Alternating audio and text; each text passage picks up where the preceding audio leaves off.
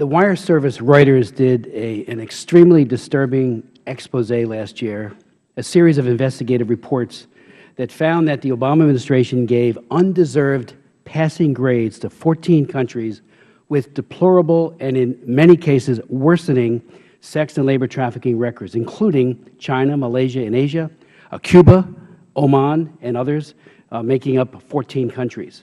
I've had hearings on this. I actually did a hearing a few weeks ago that was Get It Right This Time, with the new TIP report that is poised to come out shortly, being very concerned that when the administration does what it did, and that is give undeserved passing grades to countries that have deplorable records, it sells out the trafficking victims in those countries and those who are hurt by those countries' governments.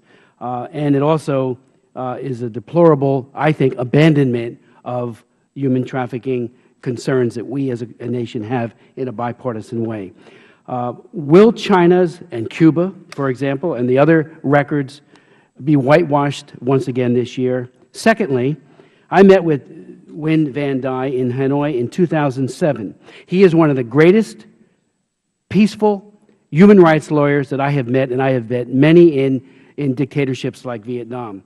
Will the President raise his case and demand his release? He has done nothing wrong, as you know, as we all know here in the United States, and he needs to be released immediately to let his wounds heal from the beatings that he has suffered at the hands of the Vietnamese government. Thirdly, India and Japan have engaged in, clearly, patterns of noncompliance with the Goldman Act on child abduction.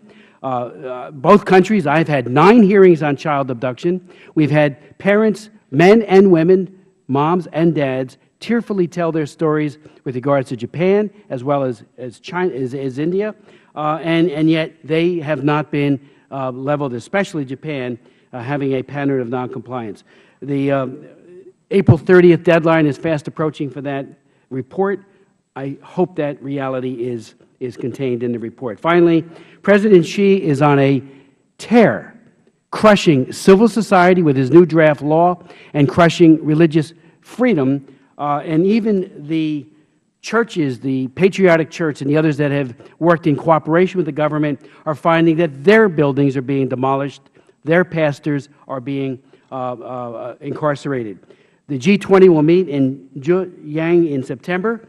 Our hope is that the President, and that's right where the crosses are being taken off churches, bulldozing of churches is occurring, that the President will raise these. The signification of religion by Xi Jinping, announced last year and just most recently in a speech he made, is all about all religious bodies having no contact outside the country's borders, and secondly, and ominously, that everybody of faith has to serve the Communist Party. That will destroy religion, or at least it will attempt to do it. If you could answer those. Thank you. Wrong way. First, let me just express my own appreciation, the Department's appreciation for your personal leadership on these issues and the focus that you brought to them. It makes a huge difference around the world, and indeed, I've heard in places I've gone that you've been there first and have been putting the spotlight on these issues, and it really does make a huge difference. With regard to trafficking in persons, I want to assure you we will do our very best to produce a gold standard report this year. We're working on it very hard. We've heard the concerns that were expressed last year. We've looked to make sure that the process internally is as strong and effective as possible to produce the best possible report. People are working very hard on it, and we hope that that's the conclusion you'll come to when you see it. With regard to Vietnam, I was just there and indeed met with a number of civil society activists, lawyers.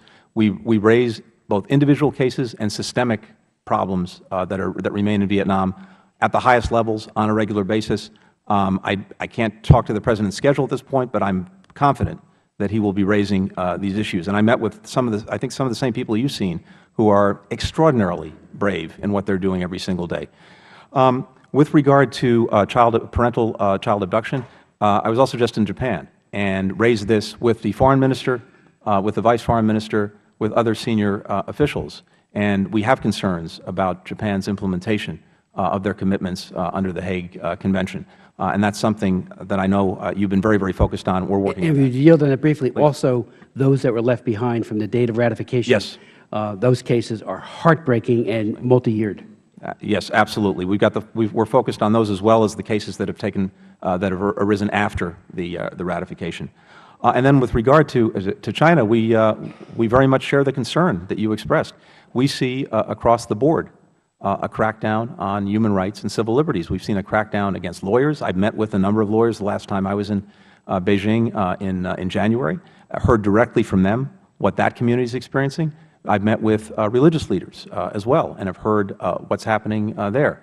The laws that you referred to, we've been very much engaged on them, whether it's the NGO law, the cybersecurity law, the national security law, the counterterrorism law, and we have real concerns about the substance of the laws as well as the way they may be implemented. The NGO law, as you know, they've moved the enforcement of that law to the Ministry of Public Security, which sends a terrible signal about how they see NGOs, which are actually acting to the benefit of China and its own people. So we share those concerns. I just want to assure you we will continue to put the focus on them and do what we can to make progress. One aspect of this is not just us, but us bringing together other countries to express concern, because there is some strength in numbers. At the Human Rights Council in Geneva, we got a dozen countries to sign a statement expressing their concerns about the evolution of human rights and civil liberties in China. These things over time have an effect. And, you know, we went through decades of Cold War with the Soviet Union. We thought, and members of Congress played leading roles in putting that spotlight on the Soviet Union and its human rights abuses. And for decades, it didn't seem like anything was happening. There was no change, and then there was. So I think keeping at it, as you are and as we're trying to do, can make a difference.